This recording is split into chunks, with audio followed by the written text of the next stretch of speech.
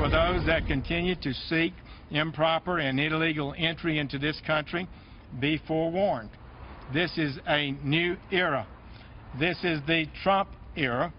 The lawlessness, the abdication of duty to enforce our laws, and the catch and release policies of the past are over. All right, on any other day, this would be the lead story item here. The Attorney General of the United States along the Arizona-Mexico border to say, look, we apprehend people. We're not going to let them go. And you sanctuary cities, states that have another idea, we're not going to let go of you either. There are laws on the books here, and we are looking after the rights of protected U.S. citizens and not illegals that oftentimes are just released soon after being taken in. Reaction now from Pima County, Arizona Sheriff Mark Napier. Sheriff, what did you make of that? Well, thank you for having me on, Neil. It's gratifying to hear more attention being given by the federal government and more thoughtful attention given to the issues surrounding criminal activity and illegal immigration. My county has a 125-mile exposure to the international border, and so public safety and the crime associated with illegal immigration is paramount to the people of my county and to the safety, especially of ranchers in rural areas, many of which are afraid to go out and ride their own fence lines because of the criminal activity coming across the border. So we welcome additional attention to this issue. Now, what does he mean, Sheriff? And maybe you can explain the process now. Let's say you round up illegals, and then you turn them over to ICE or whatever happens. I don't know the exact order of procedure, but they're invariably let go or they get away. The message I think I heard out of the Attorney General is that stops. So my question is, where are they going to stay? Illegals who you apprehend or working in concert with ICE, what happens? Well, that's a very good question, Neil. What generally happens is when one of our officers out doing the work that the deputies do come across somebody they believe to be in this country without proper documentation, they will turn that person over to Border Patrol.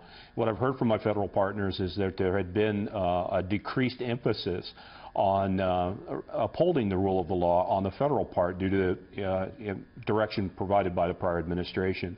So there was kind of a catch and release. We would catch the person, we would turn them over to Border Patrol, and subsequently they would be released. And I think what they're saying is that's going to stop. Where they're housing these federal prisoners, it certainly would not be in my jail. I have space for about 2,000 people in my jail, and this morning we have about 1,850 in there. So we don't have additional capacity to store federal prisoners. It's really not the role of the Pima County Sheriff's Department to store federal prisoners on immigration violations for any length of time. It shouldn't be an expense shouldered by the taxpayers of Pima County. You know, Sheriff, we're at, I think, 16 or 17-year lows about the number of illegal, particularly criminals who are getting into this country. Many say it's in response to President Trump and his tough talk, illustrated today with what General Sessions was saying. What do you think is going on here? Or is it that a lot of illegals just don't look at it as worth the trouble?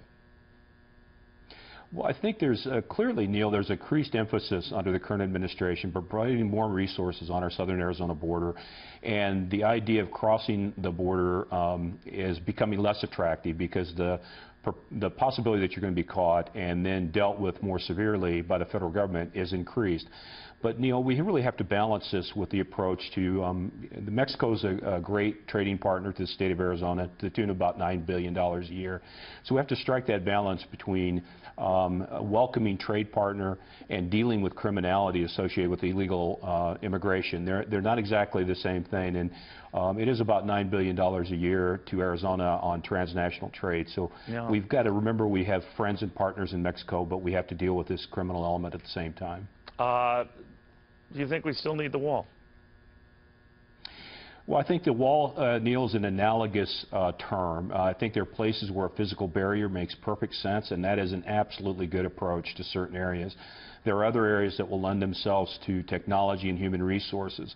So I don't think there's a one-size-fits-all solution here. There are 4 border sheriffs, myself, and then 3 others, and each of our counties have unique features, both with respect to topography and where the international border actually falls within our county. So I don't think you can take a one-size-fits-all approach, but I think looking at a wall as an analogous term makes perfect sense. We want an impenetrable barrier. And the other thing folks folks don't realize is that about 150 people a year die in the deserts of western Pima County.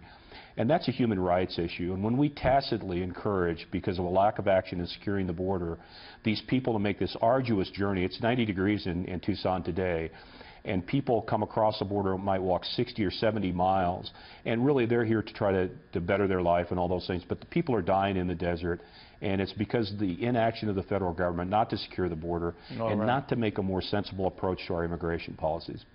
I want to thank you, Sheriff. Thank you very, very much. Thank you, Neil.